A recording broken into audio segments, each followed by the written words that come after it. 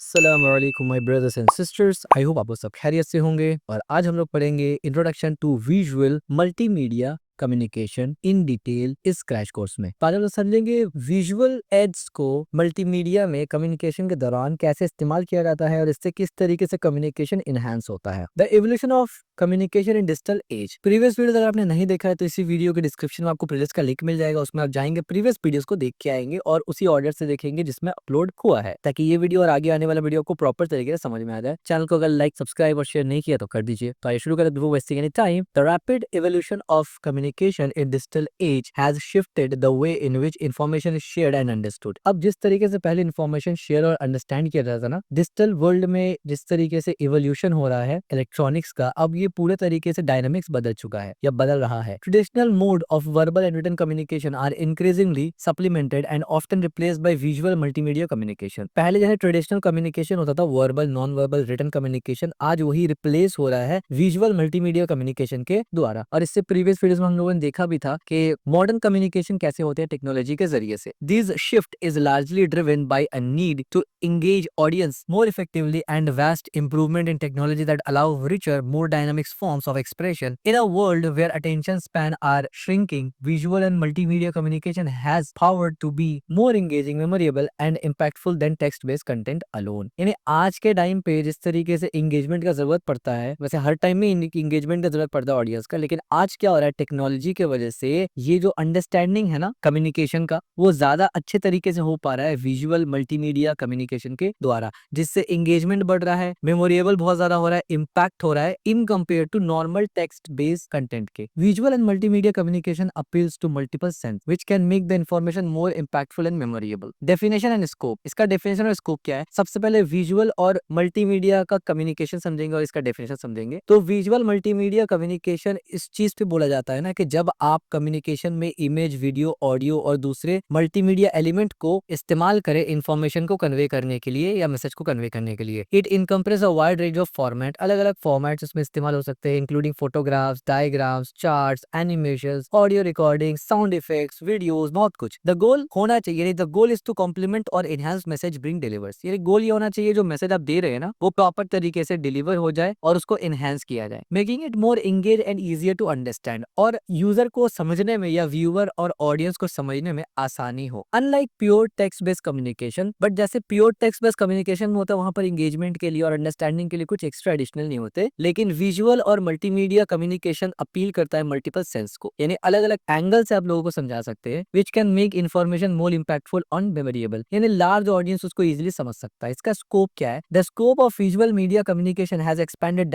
Dynamically with advent of modern technology. जैसे जैसे modern technology बढ़ रहे हैं तो जो तरीका है विजुअल मल्टीमीडिया इस्तेमाल करने का कम्युनिकेशन को ट्रांसफर करने के लिए, एक्सचेंज करने के लिए, वो बढ़ रहा है। The internet, mobile device, the social media have revolutionized how people consume information with a heavily emphasize on visual and media content. जिस तरीके से मोबाइल अभी कॉमन हो चुका है, सोशल मीडिया वेबसाइट्स कॉमन हो चुके हैं, तो इन्फॉर्मेशन एक्सचेंज जो है वो एक अलग डायनामिक में शिफ्ट हो चुका है, तरीका बदल चुका है। प्रोफेशनल एप्लीकेशन कैसे करेंगे, यानी इनमें प्रोफेशनल एप्लीकेशन कैसे होता है, यानी ये डेफिनेशन, यानी विजुअल मीडिया मल्टीमीडिया कम्युनिकेशन का बेनिफिट्स आप प्रोफेशनल सेटिंग में कैसे कर सकते हैं या कहाँ कहाँ होता है। एक तो होता है मार्केटिंग और एडवर्टाइजमेंट में, दूसरा होता है ट्रेनिंग एंड डेवलपमेंट में, तीसरा प्रेजेंटेशंस में, जैसे मैं आपको प्रेजेंटेशन दे रहा हूँ, समझा रहा हूँ, ट्यूटोरियल्स, उसमें टेक्निकल कम्युनिकेशन में, और social media and public relations में इसका इस्तेमाल होता है। अब इंपॉर्टेंस क्या है प्रोफेशनल कम्युनिकेशन में इसका? Why visual and media element matters, क्यों ये जरूरी है इतना ज्यादा प्रोफेशनल कम्युनिकेशन में? तो इंगेजमेंट और अटेंशन बहुत ज्यादा बढ़ जाता है। विजुअल जो है ना, ये जो लोग है वो विजुअली प्रोसेस करते हैं 60,000 time faster than normal text. यानी इंसान का जो ह्यूमन ब्रेन है ना, वो टेक्स्ट को जितनी जल्दी से समझेगा उससे 60,000 गुना फास्ट वो कोई विजुअली चीज देख के समझेगा। तो इससे क्या होता है? Make them crucial for capturing attention in today's fast paced digital environment. ठीक है। दूसरा हो जाता है improvement, retention and recall. Research shows people remember 80% of what they see compare to just 20% of what they read. Picture superiority effect, यानी researches में ये पाया गया है कि 80% लोग उस चीज को याद कर पाते हैं जो वो देखते हैं, और सिर्फ 20% लोग ही है उसको याद कर पाते हैं जो वो पढ़ते हैं। तो पिक्चर यानी विजुअल पिक्चर सुपरियोरिटी इफेक्ट यहाँ देखा जाता है। इसी तरीके से क्लैरिटी और comprehension, diagram, graph and video can simplify complicated ideas making the more accessible and a broad audience. यानी कोई भी कॉम्प्लेक्स चीज को ज्यादा आसान तरीके से डायग्राम, ग्राफ्स या विजुअल एड्स, फोटो के जरिए, वीडियो के जरिए उसको एक्सप्लेन किया जा सकता है, जो कि टेक्स्ट में उतना ईजी नहीं हो सकता। इसका एक सिंपल एग्जांपल दूंगा, हर स्टूडेंट रिलेट कर पाएंगे। मैथ्स का बुक पढ़ के आपको मैथ्स समझ में नहीं आता होगा, लेकिन जब आपको आपके टीचर मैथ्स को एग्जाम्पल देकर समझाते होंगे, या यूट्यूब में आप अगर कोई ट्यूटोरियल देख रहे हैं मैथ्स से रिलेटेड, वो वीडियो में आपको एक्सप्लेन कर रहे होते हैं चार्ट्स वगैरह बनाकर, तो इजीली आपको समझ में आ जाता है। Emotional appeal and precautions, visual element can create emotional connection with audience making message more persuasive and impactful. यानी आप कनेक्ट भी कर पाते हैं जब विजुअल एलिमेंट्स आपके प्रेजेंटेशन या फिर कम्युनिकेशन में इस्तेमाल होता है, तो आप उसको इजीली कनेक्ट कर पाते हैं। ठीक है, in a globalized world visual and multimedia tool offer universal form of communication that transcend linguistic difference. अब ये चीज हमने पहले भी डिस्कस किया था कि लिंग्विस्टिक बैरियर, लैंग्वेज बैरियर को भी विजुअल एड से हटाया जा सकता है, क्योंकि फोटोग्राफ, इस तरीके से चार्ट्स का कोई लैंग्वेज नहीं होता। Making them essential for international business communication. ठीक है, अच्छा, अब टाइप्स ऑफ विजुअल कम्युनिकेशन। अब विजुअल कम्युनिकेशन जब आप करते हैं,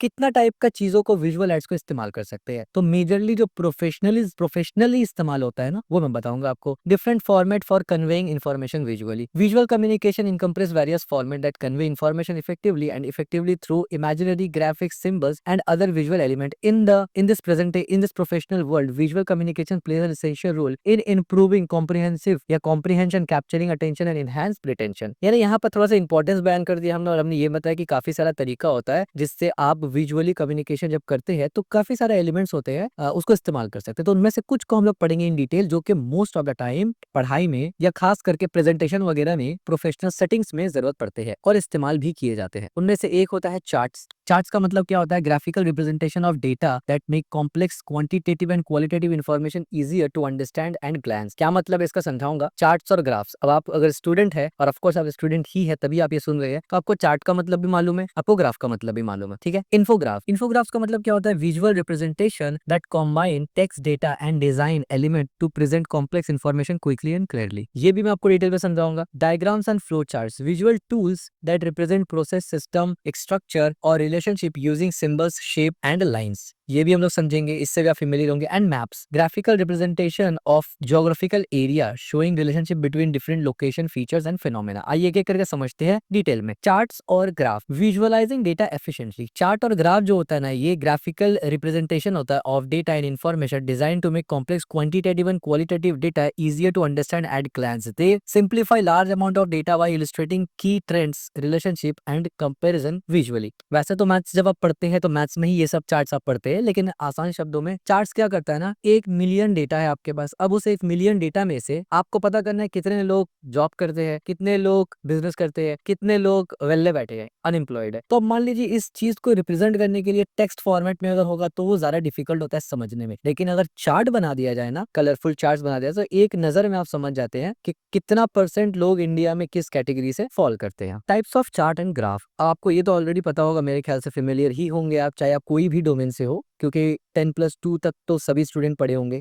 तो ये सब टॉपिक 10+2 के अंदर आ जाता है। बार चार्ट सबको पता होता है, use a rectangle bar to represent data value effectively for comparing quantitative across different categories. बल्कि मैं आपको एक एक का विजुअल दिखा दूंगा ताकि आप 100% श्योर हो जाए कि हाँ ये वाला चीज तो हमें पता है। इसको बोलते हैं बार ग्राफ। ठीक है, ये होता है बार ग्राफ। ठीक है, इस तरीके से फीमेल और मेल आ गया, फीमेल और मेल आ गया, फीमेल और मेल आ गया, स्ट्रॉबेरी, वैनिला, चॉकलेट, जेंडर और काउंट और फ्लेवर प्रेफरेंस, यानी कौन सा फ्लेवर ज्यादा पसंद आता है, इसका आप एनालिसिस कर रहे हैं जेंडर के बेसिस पर। तो यहाँ पर आप काउंट देख रहे हैं, यहाँ पर आप मेल फीमेल देख रहे हो, यहाँ पर ये। तो बेसिकली अगर देखा जाए तो चॉकलेट को तकरीबन 37 फीमेल, 37% फीमेल पसंद करती है और 21% मेल पसंद करते हैं, या 20% मेल पसंद करते हैं चॉकलेट को। वहीं स्ट्रॉबेरी को देखा जाए तो मेल ज्यादा पसंद करते हैं और फीमेल थोड़ा सा कम, या लगभग आप बोल सकते हैं सेम 17-18 में। वहीं अगर आप वैनिला की बात करें तो मेल ज्यादा वैनिला को पसंद करते हैं, यानी 31 से ऊपर %, और फीमेल वैनिला को ज्यादा पसंद नहीं करती, लेस देन 15%। तो अब देखिए ये इतना सारा डिटेल आपने सिर्फ इस चार्ट से समझ लिया, जबकि अगर ये लिखा हुआ होता so it is really difficult to analyse and understand. ये थोड़ा सा और इजी है business mind point of view से। आप देखिए डेटा विजुअलाइजेशन हो रहा है यहाँ पर। आप ये जो ब्लू है ये बेसिकली उतना अच्छा से स्ट्रक्चर्ड नहीं है। नंबर ऑफ स्टूडेंट, हाँ ये भी आप देखिए class category, period 1, period 2, period 3, period 4, period 5, यानी कौन सा पीरियड में सबसे ज्यादा स्टूडेंट्स होते हैं। तो नंबर ऑफ स्टूडेंट आप देखिए पीरियड 1 में स्टूडेंट होते ही नहीं है, 3 स्टूडेंट है उससे भी कम है, ठीक है। सेकंड पीरियड में ठीक ठाक होते हैं 9, थर्ड पीरियड में कुछ होते हैं, फोर्थ में सबसे ज्यादा, फिफ्थ में कम। तो इस तरीके से आप बहुत सारा रिजल्ट निकाल सकते हैं। Simple, this is bar chart. Line graph क्या होता है मैं आपको डायरेक्ट विजुअली दिखाऊंगा। मैं अभी यही विजुअल डेटा रिप्रेजेंटेशन को इस्तेमाल करके आपको विजुअली समझाता हूँ इंस्टेड ऑफ यहाँ पर टेक्स्ट को एक्सप्लेन किए। तो अगर आप बार ग्राफ देखेंगे तो आप देख सकते हैं इस तरीके से। यहाँ पर क्या लिखा हुआ है, एक्सपेंडिचर पर स्टूडेंट इन 1000 रुपीज में एक्सपेंडिचर खर्चा स्टूडेंट का बताया गया है, एक्सपेंडिचर एवरेज डेली वगैरह वगैरह। तो अब यहाँ देखिए इतना ईयर से इतना, यानी ईयर बाय ईयर किस तरीके से स्टूडेंट का खर्चा बढ़ रहा है आपको दिखता होगा यहाँ पर, ठीक है। सेम एज आप यहाँ पर अगर इसको देख ले, average monthly rainfall, monthly rainfall किस एतबार से होता है, तो ये सिटी 1 है या सिटी 2 है, दो सिटी के दरमियान रेनफॉल को अगर यानी ये किया जाए, कैलकुलेट किया जाए, तो आप देख सकते हैं जनवरी में इसमें इतना कम होता है, जबकि बहुत ज्यादा रेनफॉल होता है सिटी 1 में। इसी तरीके से सिटी 2 में सबसे कम रेनफॉल होता है दिसंबर में, जबकि सिटी 1 में बहुत ज्यादा होता है, ठीक है। तो इस तरीके से आप कर सकते हैं। इस तरीके से पुशअप्स, नंबर ऑफ पुशअप, और ये ब्लू वाला इन पुशअप को रिप्रेजेंट कर रहा है, ये डे है पूरा, ठीक है। तो मंडे संडे को 25 पुशअप किया, मंडे को 15 किया, ट्यूसडे को इतना किया, फ्राइडे को इतना किया, यानी ये ग्राफ बता रहा है बेसिकली आपको, ठीक है। सैटरडे को इतना किया, फ्राइडे को किया ही नहीं पुशअप, सैटरडे को इतना किया। तो इस तरीके से लाइन ग्राफ को रिप्रेजेंट किया जाता है। इस तरीके से पाई चार्ट, पाई चार्ट बहुत ज्यादा प्रोफेशनल आप बोल सकते हैं, मोस्टली प्रोफेशनल सेटिंग्स में इस्तेमाल किया जाता है, और मोस्टली आप देखेंगे इसका इस्तेमाल। जैसे कि आप देखिए कि मैथमेटिक्स कितना परसेंट में आता है, 180 डिग्री, ठीक है। यानी ये तो अलग हो गया, आपको समझ में इतना अच्छे से नहीं आएगा, मैं आपको ये समझाता हूँ। देखिए अब देखिए नंबर ऑफ पार्टिसिपेंट गेम्स, कितने गेम में लोग पार्टिसिपेट कर रहे हैं। मोनोपोली 21% इस्तेमाल कर रहे हैं लोग। इस तरह से कैंडी लैंड में 23% लोग पार्टिसिपेट कर रहे हैं। जिंजा पता नहीं कौन सा गेम है भाई, 11% लोग पार्टिसिपेट कर रहे हैं। अगर आपको पता है जिंजा कौन सा गेम है तो बताना जरूर। चेस में 15% लोग पार्टिसिपेट कर रहे हैं। ट्विस्टर में 19% लोग पार्टिसिपेट कर रहे हैं। पोकर में 7% और ऊनो में 4% लोग पार्टिसिपेट कर रहे हैं, ठीक है। तो कितना इजीली आप एक चार्ट देख के समझ गया। इसी तरीके से यहाँ पर अगर आप देखेंगे रिकमेंड डाइट में, तो fruit, protein, vegetable, dietary gains and others. तो आप देख सकते हैं यहाँ पर कलर के हिसाब से ये ब्लू वाला 30% फ्रूट, 23% प्रोटीन, इसी तरीके से 18% वेजिटेबल, इसी तरीके से डायरी आपका डायरी प्रोडक्ट यानी दूध वगैरह हो गया वो 15%, और ग्रेन्स आपका 9% और अदर आपका 5%। तो कितना इजीली यहाँ पर रिप्रेजेंटेशन हो जाता है। इसी तरीके से स्कैटर्ड प्लॉट। अब स्कैटर्ड प्लॉट एक ऐसा चीज है कि जो शायद 10+2 वगैरह के जो नॉर्मल स्टूडेंट है ना वो नहीं पढ़े होंगे, पर अगर आप एनालिसिस फील्ड में हो या डेटा साइंस के फील्ड में हो, क्योंकि मैं खुद भी डेटा साइंस के फील्ड में हूँ, तो इस वजह से आई नो कि पाई चार्ट वगैरह से सबसे ज्यादा वहां पर यानी मशीन लर्निंग के डोमेन में अगर आप हैं तो वहां पर आपको स्कैटर्ड प्लॉट काफी इंपॉर्टेंट रोल प्ले करता है एनालिसिस के लिए। बट मैं आपको समझाता हूँ स्कैटर्ड प्लॉट क्या है। जैसे मैंने स्कैटर्ड प्लॉट बोला वैसे यहाँ पर लीनियर रिग्रेशन भी आ गया खुद बे खुद, ठीक है। तो खैर अभी लीनियर रिग्रेशन में अपन नहीं जाते, हम लोग यहाँ पर स्कैटर्ड प्लॉट का कोई एक अच्छा सा एग्जाम्पल अगर मिल जाए तो मैं आपको बताऊं। अच्छा ठीक है, चलिए यहीं से मैं बता देता हूँ। अब देखिए यहाँ पर क्या है ना कि ये हाइट है, ये डायमीटर है, या थोड़ा इजी कुछ मिल जाए तो पॉजिटिव क्रिएशन, कोरिलेशन, ये पूरा मशीन लर्निंग से रिलेटेड आ जाता है। सो इस वजह से यहाँ पर, हाँ यहाँ पर देखिए score on final exam, final exam में कितना स्कोर हुआ, आवर्स स्पेंट स्टडी। हाँ देखिए यहाँ पर इसको मैं थोड़ा बड़ा करता हूँ तो आपको समझा पाऊंगा इंशाल्लाह मैं अच्छे से। ओ माय गॉड ये तो बड़ा ही नहीं हुआ, खैर ऐसे ही रखते हैं। देखिए 10 मिनट पढ़े, 20 मिनट पढ़े, 100 मिनट पढ़े, यानी कितना, सॉरी आवर्स, कितना घंटा आप टोटल पढ़े, ये डिपेंड करता है आपका मार्क्स कितना अच्छा होगा। तो डेटा के बेसिस पर जब आपके पास डेटा आता है ना तो आप डेटा को मशीन लर्निंग के एल्गोरिथम पे लगाते हैं, और स्कैटर्ड प्लॉट, इसको स्कैटर्ड प्लॉट कहा जाता है। तो वो लीनियर रिग्रेशन क्या करता है, स्ट्रेट लाइन खींचता है। यहाँ पर इस तरीके से स्ट्रेट लाइन खींचेगा, एज यू कैन सी इस तरीके से स्ट्रेट लाइन खींचेगा। ये स्ट्रेट लाइन के करीब जो है वो एक्यूरेसी है,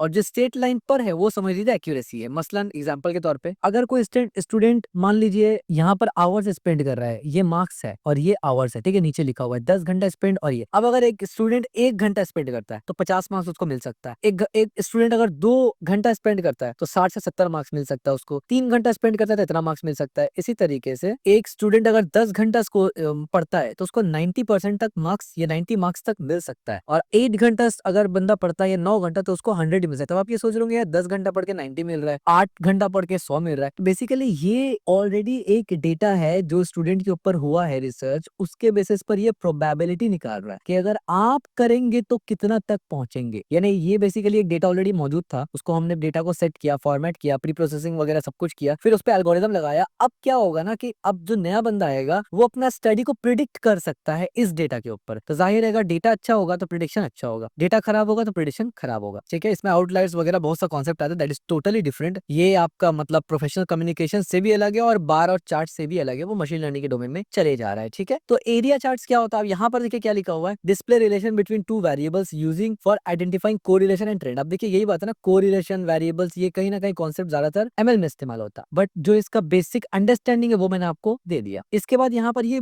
उतना इंपॉर्टेंट नहीं है, बट यानी इंपॉर्टेंट इन द सेंस कि उतना ज्यादा यूज नहीं होता, बट यस इसको भी किया जाता है। एज यू कैन सी, नाम ही है एरिया चार्ट, इसको आप इस तरीके से बनाते हैं ना, 8 ट्रैक ये वो इस तरीके से, ठीक है। यानी एक इसके तरह बना लेते हैं ना, क्या बोलते हैं उसको, मतलब एक पहाड़ की तरह आप बना लेते हैं और उसमें ये बड़ा जगह रिप्रेजेंट कर रहा है कि भाई कॉम्पैक्ट डिस्क सबसे ज्यादा है, ये छोटा जगह का मतलब डाउनलोड है, स्ट्रीमिंग है, ठीक है। इस तरीके से एडवांटेज क्या है, सिंप्लीफाइड डेटा, विजुअल कंपैरिजन और इमीडिएट इंसाइट, ये तीन एडवांटेज है। लिमिटेशंस क्या है, potential for miss interpretation, risk of over simplification, यानी ये भी लिमिटेशंस कभी कभी आ जाते हैं, लेकिन अगर आप अच्छे तरीके से हैंडल करें ये चार्ट्स को तो ये लिमिटेशन मिटिगेट्स हो सकते हैं। इसके बाद diagram and flow chart. Diagram और फ्लो चार्ट क्या होता है ना, visual processing and relationship. Diagram and flow chart are a visual tool that represent process, system, structure, relationship. They are specifically useful in breaking down complex idea into smaller easy designable part। यानी diagrams और flow chart कब इस्तेमाल होता है, जब आप कुछ build कर रहे होते हैं, एक स्ट्रक्चर बताना होता है, रिलेशनशिप बताना होता है, सिस्टम डिजाइनिंग वगैरह में ये इस्तेमाल होता है। Types of diagram and flow chart. अब फ्लो चार्ट और डायग्राम का कुछ टाइप्स होता है। एक तो होता है फ्लो चार्ट। फ्लो चार्ट का मतलब क्या होता है मैं आपको ये भी दिखाऊंगा क्योंकि आपको समझ में आएगा बेहतर तरीके से। तो आप देख सकते हैं ये एक सिंपल सा फ्लो चार्ट का एग्जांपल है, इसको बोलते हैं flow chart. Lamp doesn't work, यहाँ पर क्या हुआ, लैंप प्लग इन, तो lamp plug in, no, yes, lamp bulb, replace bulb, और ये यानी एक तरह से एक चार्ट बनी है ना, एक प्रॉपर तरीके से। अगर आप कुछ डिजाइन करना है तो आप यहाँ पर बता सकते हैं कि आप देखिए स्टार्ट यहाँ से होगा, प्रोसेस 1, प्रोसेस 2 इस तरीके से, और ए यहाँ से डिसीजन लिया जाएगा। यानी एक पूरा का पूरा एक ओवरव्यू, एक स्ट्रक्चर, एक आर्किटेक्चर की तरह आप इसको समझते हैं, ठीक है। इलिस्ट्रेट द स्टेप और the action in the process using standard shape and line, ideal for map out work flows, ठीक है। इसके बाद एक ऑर्गेनाइजेशनल चार्ट होता है, ये क्या होता है, visually depict and hierarchy to role within the organisation teams, यानी ये बिजनेस फोकस ज्यादा होता है, बिजनेस ओरिएंटेड ज्यादा होता है, और ये आप बोल सकते हैं ट्री स्ट्रक्चर में थोड़ा ज्यादा होता है, इसको हम लोग ट्री स्ट्रक्चर बोलते हैं, ठीक है, ट्री स्ट्रक्चर। और ये काफी ज्यादा यानी आप बोल सकते हैं कि चीजों को आसान करता है, ठीक है। एक सीईओ है, 2 मैनेजर होगा, यहाँ पर लेवल्स मालूम चल रहा है आपको, मैनेजर के नीचे पर टीएल होगा, यहाँ टीएल होगा और यहाँ पर वर्कर्स वगैरह इस तरीके से, ठीक है। तो ये भी अंडरस्टैंडिंग के लिए काफी अच्छा होता है। एक होता है माइंड मैप्स। माइंड मैप्स क्या होता है ना, रिप्रेजेंट आइडियाज, स्टैक और concept around the central theme using for brainstorming and concept development. Brainstorming और कॉन्सेप्ट डेवलपमेंट में इस्तेमाल होता है, जो कि आज आप बहुत ज्यादा सुन रहे होंगे। इसका एग्जांपल अगर दिया जाए तो इसका एग्जांपल कुछ यूं है। अब देखिए माइंड गेन हो गया, यहाँ पर क्लैरिटी है, सेंटर है, स्टाइल है, कीबोर्ड है, यूज है। अब फिर यूज के अंदर से आप बहुत सारा चीज निकाल के लेके आते हैं, फिर उसके अंदर से बहुत सारा चीज निकाल के लेके आएंगे, ठीक है। यानी पहले जर्नल पकड़ा आपने ये जर्नल पकड़ा, पहले ये जर्नल पकड़ा, फिर उसमें से एक टॉपिक निकाला, 2 टॉपिक निकाला, 3 निकाला, 4 निकाला, या 1 और 2 निकाला, फिर एक में से मजीद और फर्दर कैटेगरी आपने बनाया, ठीक है। तो ये होता है माइंड मैप। यहाँ पर आप देखिए स्मार्ट सिटी। अब स्मार्ट सिटी के अंदर सिटीजन है, ट्रांसपोर्ट है, वेलबींग है, डिजिटल है, इकोनॉमिक है, हेल्थ, इंटेलिजेंस, सर्विस। अब सर्विस के अंदर बहुत सारा पार्ट आ जाएगा कि सर्विस कैसे क्या होगा, उसमें क्या होना चाहिए वगैरह वगैरह, ठीक है। Win diagram. विन डायग्राम क्या होता है, use for overlapping circles to show relationship between different set data concept, यानी ओवरलैपिंग डेटा को रिप्रेजेंट करता है विन डायग्राम। कैसे करके, जैसे कि एग्जांपल के तौर पर आप देखिए ये वाला डायग्राम, ये डायग्राम आप देखिए यहाँ पर, तो ए और बी, ये तो ए का हिस्सा है, वो काफी छोटा दिख रहा है, हाँ ये ए का हिस्सा है, ये बी का हिस्सा है, लेकिन ये जो हिस्सा है ना, ये ए और बी साथ में शेयर कर रहा है, मर्ज्ड है, ठीक है, इस तरीके से। तो ये चीज रिप्रेजेंट करने के लिए आता है विन डायग्राम, और ये भी मोस्टली थोड़ा सा टेक्निकल टर्म में इस्तेमाल होता है, आमतौर पे इस्तेमाल नहीं होता। Diagrams and flowchart are invaluable in project management and operation. Project management वगैरह में ये काफी ज्यादा इंपॉर्टेंट हो जाता है, helping team identifying insufficient optimisation process and improve communication across department. अब एक होता है इन्फोजोग्राफिक। इन्फोजोग्राफिक्स क्या होता है ना, combining data and design for effective communication. अब डेटा और डिजाइन दोनों को आप साथ में मिला लेते हैं ताकि इफेक्टिव कम्युनिकेशन हो सके। जैसे कि infographic are a visual representation that context that combine data, text and design element to represent complex information quickly and clearly. They are designed to make data more engaging and easier to interpret by combining visual elements such as icons, symbols, charts and minimal text। और ये kind of एक बहुत important चीज हो जाता है, यानी ये भी बहुत अच्छा होता है। अब अलग अलग रोल है अलग अलग सिनेरियो में इस्तेमाल करने का, बट ये काफी अच्छा होता है। तो अब देखिए स्टैटिस्टिकल इन्फॉर्मिक कैसे करके होता है, अगर मैं आपको इसका दिखाऊं तब इसको देख सकते हैं। ये एक एग्जाम्पल हो गया, ठीक है, जहां पर कुछ ग्राफ, ट्रीज वगैरह भी है, कुछ लिखा हुआ भी है, कुछ फोटोज वगैरह भी है, यानी मिक्स होगा, ठीक है। इस तरीके से मिक्स होगा, ठीक है। ये तो इससे अंडरस्टैंडिंग काफी ज्यादा बढ़ जाता है। Focus on displaying quantitative data in the visual appealing why using chart, graph and icons, यानी मेन मुद्दा लिखा होगा और बाकी चीजों को एक्सप्लेन करने के लिए चार्ट्स, ग्राफ्स और ये सब का इस्तेमाल होगा। टाइमलाइन इन्फोग्राफिक क्या होता है ये भी समझाता हूँ मैं आपको, तो यहाँ से इसको ओपन करते हैं। तब देखिए ये कैसे, यानी एक टाइमलाइन की तरह है। आप देखिए यहाँ पर कुछ डेटा लिखा हुआ है, यहाँ पर टाइमलाइन बता रहा है, यहाँ डेटा ये, इस तरीके से अंडरस्टैंडिंग काफी अच्छा होता है इंसान का, ठीक है। Presenting information in chronological order, ideal for showing historical development और प्रोजेक्ट टाइमलाइन, ये काफी इंपॉर्टेंट। अब देखिए यूज केस है, इसको आप हर जगह इस्तेमाल नहीं करते। प्रोजेक्ट डेवलपमेंट टाइमलाइन यानी कोई भी ऐसा चीज को रिप्रेजेंट करना है जो क्रोनोलॉजिकली आपको एक्सप्लेन करना है, यानी वो क्रोनोलॉजिकली ही आपको समझना है, ऑर्डर और सीक्वेंस में ही समझना है, 0 से लेके 1 तक समझाने के लिए, तो उसमें इस्तेमाल होता है। प्रोसेस इन्फोग्राफिक्स का मतलब क्या होता है ये भी हम आपको समझाते हैं। पहले यहाँ देखते हैं, illustrate step by step process similar to flow chart but with more graphic stylised presentation, यानी फ्लो चार्ट में जैसा होता है ना, हर स्टेप बताया जाता है कि काम कैसे होगा, प्रोसेस, लेकिन यहाँ पर क्या होता है और ज्यादा विजुअली चीज इस्तेमाल किया जाएगा। आप देखिए विजुअली चीज ज्यादा इस्तेमाल किया जाएगा इस तरीके से। आप देखिए step 1, step 2, step 3, business of 6 process infograph, तो यहाँ पर है 6 स्टेप फ्लो चार्ट वाला, लेकिन डिजाइंड और ग्राफिकल इंटरेक्शन ज्यादा है, रिप्रेजेंटेशन ज्यादा है। कंपेरिजन इन्फोग्राफ्स, इसमें क्या होता है ना, विजुअली कंपेयर टू और मोर कॉन्सेप्ट, प्रोडक्ट और सर्विस, हाईलाइट डिफरेंस, यानी दो अलग अलग कॉन्सेप्ट को कंपेयर करने के लिए इसका इस्तेमाल होता है। एज यू कैन सी, जैसे आप यहाँ देख सकते हैं, इस तरीके से इस्तेमाल किया जाता है, ठीक है, जो कि आमतौर पर पोस्टर्स वगैरह में आपको दिख जाता है। यहाँ पर एक अच्छा एग्जांपल दिया हुआ है बाय द वे, ये ठीक है। यहाँ पर ये सब की बेनिफिट्स क्या होता है इन्फोग्राफ्स का, high engagement due to colourful visual appealing design, of course इसमें क्योंकि एंगेजमेंट ज्यादा होता है। Efficient in conveying large amount of information in a compact format, versatility for use in various context for education, marketing. अब इसके बाद आता है मैप्स, विजुअली ज्योग्राफिकल इन्फॉर्मेशन। अब ज्योग्राफिकल मैप्स तो आपको मालूम है क्या होता है, डिस्प्ले ऑफ फिजिकल। अब यहाँ पर क्या लिखा, वही बेसिक चीज है कि मैप्स जो है वो ज्योग्राफिकल रिप्रेजेंटेशन होता है, ज्योग्राफिकल एरिया को दिखाता है, जिसमें रिलेशनशिप आप देख सकते हैं, लोकेशंस, फीचर्स, फिनोमेना वगैरह का, पहाड़ वगैरह क्या है नहीं है, वैरायटी ऑफ पर्पस, अलग अलग काम के लिए, navigation of data visualization, making the essential tool for field such as geography, logistics, urban planning and environmental science वगैरह, ठीक है। ज्योग्राफिकल मैप क्या होता है, direct plane location and geographical features such as river, mountain, cities and countries, जो आप normal Google map खोल के आपको दिख जाता है। नाउ चलिए ये भी दिखाई देता हूँ मैं आपको, तो आप देखिए ये होता है सिंपल सा, ठीक है, ये है मैप, ये थोड़ा जूम कर देंगे तो ये मैप है। इसके बाद आता है सिमेंटिक मैप। सिमेंटिक मैप क्या होता है ना, फोकस ऑन स्पेसिफिक थीम और subject such as population density, climate patterns and again, यानी मैप में तो बहुत सारा कुछ आ जाता है, लेकिन एक पर्टिकुलर टॉपिक में फोकस किया जाता है सिमेंटिक मैप में। फॉर एग्जाम्पल अगर मैं आपको यहाँ पर से कुछ इजी और सिंपल एग्जाम्पल उठाने का कोशिश कर लूँ, हाँ यहाँ पर देखिए पॉपुलेशन डेंसिटी, पॉपुलेशन का अगर डेंसिटी देखा जाए तो आप देखिए 2005 और इस तरीके से, खैर ये भी आपको थोड़ा एक्सप्लेन ही करना पड़ेगा, सिंपल सा कोई अगर मिल जाए, हाँ ये एक अच्छा एग्जांपल है सिमेंटिक मैप का। अब देखिए यहाँ पर जो जो कलर आपको दिख रहा है वहां का टेम्परेचर रिप्रेजेंट किया जा रहा है कि सबसे ज्यादा टेम्परेचर हाई किन किन एरिया में होता है। देखिए यहाँ पर होता है, यहाँ होता है, इस तरीके से। सबसे लो कहाँ होता है, ये व्हाइट, जहाँ पर ब्लू जगह है वहां पर सबसे लो टेम्परेचर होता है, माइनस में चला जाता है, ठीक है। तो ये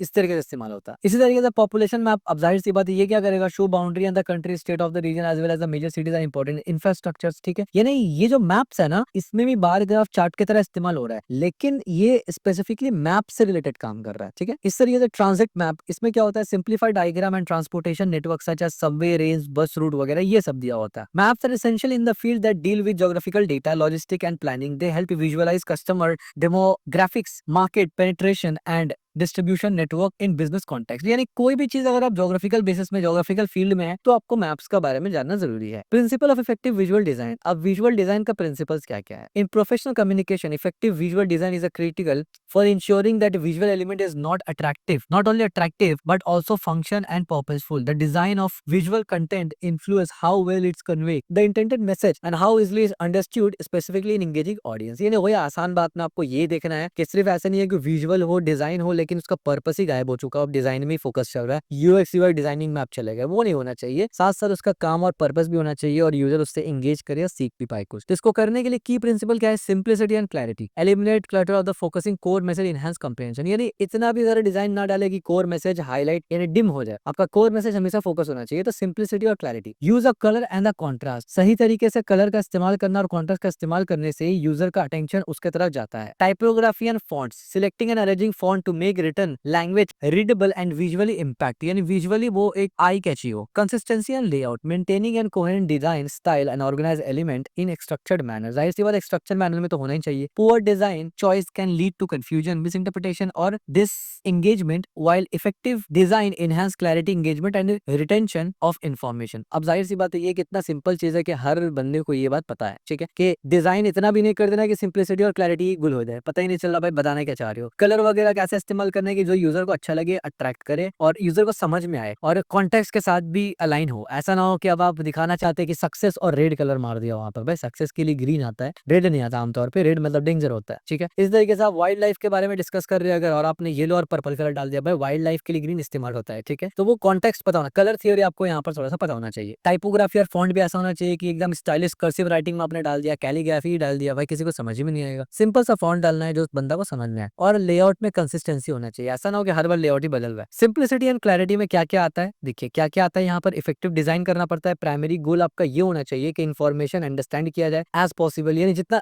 अच्छा से हो सके और अचीव किया जाए। डिजाइन को स्ट्रेट फॉरवर्ड फोकस्ड रहना है, ठीक है। की स्ट्रेटेजी क्या होना चाहिए, एलिमिनेट कल्चर, यानी अननेसेसरी चीजों को नहीं डालना है। Focus on core message, highlight करिए इंपॉर्टेंट पॉइंट को जिसमें आप चाहते हैं कि व्यूअर्स का ध्यान जाए, यानी जो आपका मेन मुद्दा है। यूज मिनिमलिज्म, इसका क्या मतलब होता है, कम से कम एलिमेंट डालिए और ओवरवेलमिंग मत करिए, इतना सब चीज मत डाल दीजिए कि अब यूजर उसी को आइडेंटिफाई करिए और इतना कुछ डाल दिया, इसका मतलब क्या है। एस्टैब्लिश विजुअल हायरार्की, यानी इन्फॉर्मेशन लॉजिकल ऑर्डर में होना चाहिए एक के बाद एक, ऐसा ना हो कि रैंडम कहीं भी चिपका दिया, ठीक है। Benefits of simplicity and clarity, benefits क्या है भाई, अंडरस्टैंडिंग में इंप्रूव करता है, कॉम्प्लेक्स चीज को सिंपल करता है, फोकस बनाता है और बेटर यूजर एक्सपीरियंस होता है। Use of colour and contrast, अब कलर कॉन्ट्रास्ट भी काफी जरूरी है। Colour contrast one of the most powerful tool है डिजाइनिंग में खास करके, क्योंकि वो इमोशंस को इन्वोक करते हैं। जैसे मैंने कहा ना वाइल्ड लाइफ के बारे में, नेचर के बारे में बताने तो ग्रीन इस्तेमाल करते हैं। अब ग्रीन में बहुत सा कलर है, अब ऐसे तो है ना डार्क ग्रीन इस्तेमाल कर लेंगे आप, वहां पर लाइट ग्रीन जो लीफ का कलर होता है या जो ग्रास का कलर होता है वो इस्तेमाल किया जाता है, जो व्हाइटिश के ऊपर थोड़ा बहुत होता है। जैसे आप देखते होंगे ना हेल्थ केयर के ऊपर वगैरह कोई वेबसाइट आप देखेंगे, जैसे कि मैं आपको दिखा भी देता हूँ ना कि मैं हेल्थ सिर्फ लिखता हूँ यहाँ पर, ठीक है, और उसके बाद मैं यहाँ जाता हूँ, तो आप यहाँ पर खुद देखिए, यहाँ पर हेल्थ खुद से ग्रीन ये इन लोगों ने इस्तेमाल किया। वाई, यहाँ पर देखिए हेल्थ ग्रीन में लिखा है। इसी तरीके से यहाँ पर आप देखिए बैकग्राउंड ग्रीन है, यहाँ पर भी ग्रीन है। इसी तरीके से आपको बहुत सारा जगह दिखेगा ग्रीन के हिसाब से। यहाँ देखिए हल्का सा ग्रीन का टच है, ये ग्रीन में लिखा हुआ है, ठीक है। सेम एज यहाँ पर देखिए ये भी डिफरेंट ग्रीन कलर के ऊपर ही लिखा हुआ है। यहाँ पर आप देखिए हल्का सा ग्रीन बैकग्राउंड दिया हुआ है, यहाँ पर देखिए ये हल्का सा, it's not green exactly but similar colour है, ठीक है। तो बेसिकली कुछ कलर्स रिप्रेजेंट, आप देखिए यहाँ पर जब फ्रूट बताया तो ग्रीन में है, जब हार्ट बताया तो रेड में है, ये ब्लू में है, ये नाइट में, मतलब in the sense colours theory के बारे में अगर आप नेट पे सर्च करेंगे ना इस तरीके से, तो वहां पर आपको पता चल जाएगा। आप लिखेंगे कलर थ्योरी तो यहाँ पर आप देखेंगे तो आपको काफी सारा चीज इंपॉर्टेंट डिटेल मिल जाएगा, जिसको आप इजिली, आज तो एआई का जमाना भी है तो आप इजिली उससे हेल्प लेके एज यू कैन सी आप पता कर सकते हैं। कलर व्हील्स वगैरह आपको मालूम चल जाएगा, harmonies and all, there are lots of things, context वगैरह ये सब चीज, ठीक है। तो ये बेसिकली ब्रांड आइडेंटिटी को भी स्टैब्लिश करता है, गाइडेंस होता है, एक इमोशनल टच यूजर को होता है इससे और वो कनेक्ट कर पाता है, ठीक है। अब इसमें की स्ट्रेटेजी क्या है, कलर थ्योरी, आपको कलर थ्योरी का पता होना चाहिए, कैसे कलर किस सिनेरियो में इस्तेमाल करना है। दूसरा कॉन्ट्रास्ट एंड एम्फसाइज, कॉन्ट्रास्ट का मतलब होता है एम्फसाइज, किस चीज में आपको एम्फसाइज देना या किस चीज में अलग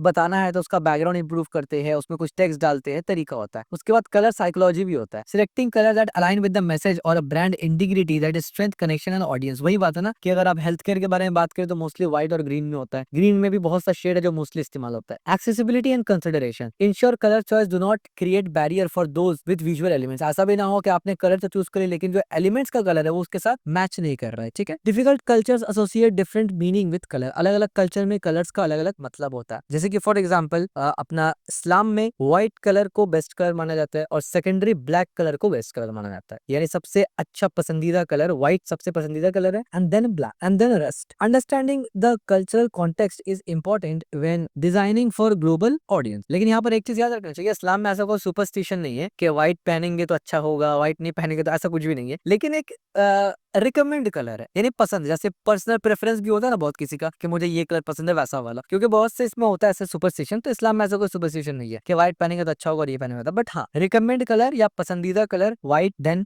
ब्लैक। टाइपोग्राफी एंड फॉन्ट, अब टाइपोग्राफी और फॉन्ट में क्या आता है, ऑफ कोर्स टाइपोग्राफी फॉन्ट में आपको पता है क्या आता है, टेक्स्ट वगैरह आता है। तो टाइपोग्राफी रिफर करता है section arrangement font making written language readable appealing visually compact. Typography की plays a key role in setting tone design and influence readability and enhance hierarchy. इसमें क्या-क्या चीज़ आपको ध्यान देना है, सबसे पहले फॉन्ट सेक्शन। जब आप फॉन्ट सिलेक्शन करेंगे तो वहाँ पर आपको अच्छा फॉन्ट फैमिली और अच्छा फॉन्ट वेट का इस्तेमाल करना है। क्या होता है फॉन्ट फैमिली, फॉन्ट फे वेट, तो ये आप सर्च करेंगे आपको मालूम चल जाएगा। गूगल फॉन्ट से भी आप इस्तेमाल कर सकते हैं। पॉपिंस फॉर्म्स वगैरह भी, पॉपिंस जो है ये एक फॉन्ट है, वो काफ़ी ज़्यादा अभी चल रहा है, तो वो भी इस्तेमाल कर सकते हैं। फॉन्ट साइज़ एंड हायरार्की, तो ऐसा फॉन्ट आप इस्तेमाल करिए जो इंसान के आँख में अच्छा लगे, पढ़ने में मज़ा आए, पढ़ने में बोरिंग ना लगे, ठीक है? लाइन स्पेसिंग एंड अलाइनमेंट ये बहुत इंपॉर्टेंट है। जैसे कि आप देखिए मैंने यहाँ पर लाइन स्पेसिंग अलाइनमेंट एक पर्टिकुलर कंसिस्टेंसी में रखा है। ज़्यादा जोड़ दूँगा तो खराब लगेगा, बहुत अलग कर दूँगा तो अजीब-सा लगेगा, ठीक है? कंसिस्टेंसी इन टाइपोग्राफी ये सबसे इंपॉर्टेंट चीज़ है कि पूरा का पूरा आपका जो प्रेजेंटेशन वगैरह है उस पे कंसिस्टेंसी हो। आप देखेंगे मेरा पूरा का पूरा जो कोर्स, ये प्रोफेशनल कम्युनिकेशन का जितना नोट्स हमने दिया है वो पूरा कंसिस्टेंट है। एक-एक चीज़ आपको सेम पैटर्न मिलेगा, एक जगह पे आपको पैटर्न का डिफरेंस नहीं मिलेगा, ठीक है? Benefits of effective typography, improve करते हैं रीडेबिलिटी को और आई स्ट्रेन को। ज़ाहिर-सी बात है ये आपका मैटर करता है कि आपका मतलब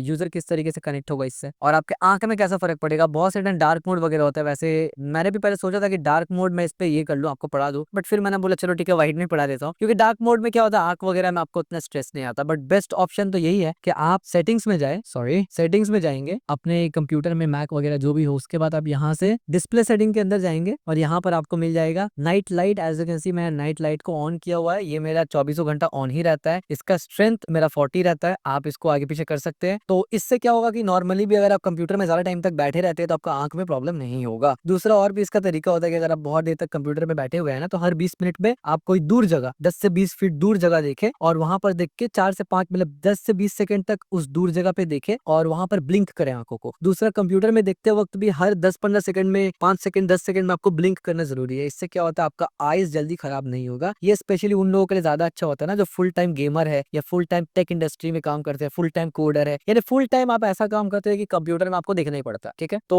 इस वजह से। इसी तरीके से कंसिस्टेंसी एंड लेआउट ये भी ज़रूरी हो जाता है। कंसिस्टेंसी और लेआउट में क्या है, यहाँ पर आप देख सकते हैं कि कंसिस्टेंसी लेआउट सिस्टमैटिक अरेंजमेंट को बोला जाता है, जो आप विजुअली एलिमेंट को मेंटेन वगैरह करते हैं उस हिसाब से। इसी तरीके से थ्रू आउट आपका प्रोजेक्ट में वो स्टाइल, वो डिजाइन, वो फॉन्ट सब कुछ कंसिस्टेंट होना चाहिए। कंसिस्टेंसी इंश्योर करता है कि डिजाइन एलिमेंट जैसे कि फॉन्ट है, कलर है, ग्राफिक्स है, यूनिफॉर्म हो और एक परफेक्ट स्ट्रक्चर में, लॉजिकल मैनर में हो। इसमें ग्रिड सिस्टम किया जाता है। अब ग्रिड सिस्टम क्या है, अगर आप थोड़ा सा यूएक्स यूआई डिजाइनिंग वगैरह के बारे में जानते हैं या फ्रंट एंड डेवलपमेंट के बारे में थोड़ा बहुत जानते हैं, तो आपने स्टाइलिंग में बूटस्ट्रैप, सीएसएस या फिर यूएक्स यूआई डिजाइन में भी आपने पढ़ा होगा grid system. Basically grid system वो बॉक्स वाले को बोला जाता है ना, ये इसको बोला जाता है ग्रिड सिस्टम। कहाँ चला गया, बेसिकली इसको बोला जाता है ग्रिड, ठीक है? ये ग्रिड हो गया, ये ग्रिड हो गया, ठीक है? ये सब ग्रिड सिस्टम में आ जाता है। बाकी इसका डिटेल तो स्टाइलिंग में फिर हो जाएगा, तो उस पे नहीं जाते। प्रोफेशनल कम्युनिकेशन टॉपिक पे रहते हैं। कंसिस्टेंट स्पेसिंग है, मार्जिन और स्पेसिंग आपको ध्यान रखना है, ये दोनों तो आपको पता ही है क्या होता है। इस तरीके से repetition of design element, repetition colour, font, icon through out the project, यानी अलग-अलग कलर इस्तेमाल ना करें, रेपिटेशन करें उसका, यानी कंसिस्टेंसी बना के रखें। अलाइनमेंट फॉर विजुअल हार्मोनी, इसके लिए भी आपको देखना है। Consistent design reinforce brand identity, ensuring that all the visual communication align with the companies image and message. Multimedia communication component, अब मल्टीमीडिया का अब ये तो यहाँ पर हमने क्या पढ़ा, पूरा कंप्लीट डिटेल हमने क्या समझा, हमने ये समझ लिया टाइप्स ऑफ विजुअल कम्युनिकेशन को इन डिटेल समझ लिया, जिसमें chart, graph, infograph, diagram, flow chart और मैप्स होता है और इसका इंपॉर्टेंस वगैरह भी समझ लिया, स्ट्रेटेजी भी समझ लिया कैसे क्या करना है, ठीक है? अब हम लोग समझ रहे हैं कि मीडिया कम्युनिकेशन कंपोनेंट कैसे होता है, जो सेकंड पार्ट हमारा है, दो है ना यहाँ पर, as you can see introduction to visual and media. तो विजुअल तो देख लिया डिटेल में, अब मीडिया को समझते हैं। तो मीडिया मल्टीमीडिया कम्युनिकेशन में क्या आता है, मल्टीमीडिया कम्युनिकेशन में आता है कि जब आप अलग अलग मीडिया फॉर्म का इस्तेमाल करते हैं, जैसे कि टेक्स्ट, ऑडियो, वीडियो, एनिमेशन, जिसके थ्रू आप और भी डायनामिकली तरीके से और भी अच्छे तरीके से इंफॉर्मेशन को शेयर करते हैं। By combining this component, multimedia को कंबाइन करने से इनहैंस होता है ऑडियंस एंगेजमेंट, इंप्रूवमेंट होता है रिटेंशन और अलाउ होता है rich understanding of a complex information, यानी कॉम्प्लेक्स चीज को आसान तरीके से समझा जा सकता है। अब इसमें 4 चीज आता है, वैसे लाने के लिए तो आप उससे ज्यादा भी लेके आ जाएंगे, लेकिन फंडामेंटल पॉइंट में सिर्फ वैसे देखा जाए तो 3 ही चीज आएगा, टेक्स्ट, वो वीडियो और ऑडियो। अब एनिमेशन भी वीडियो ऑडियो से मिल के बनता है, बट ठीक है क्योंकि ग्राफिक्स वगैरह एक थोड़ा सा डिफरेंट डोमेन चले जाता है, तो इस वजह से ये 4 ले लेते हैं। टेक्स्ट में क्या होता है, clarity, structure, content, title, captions, body content, ये सब होता है। वीडियो में क्या होता है, कॉम्बाइन होता है moving image and sound that tells story, demonstrate concept वगैरह वगैरह, यानी ये तो आपको पता ही है ना।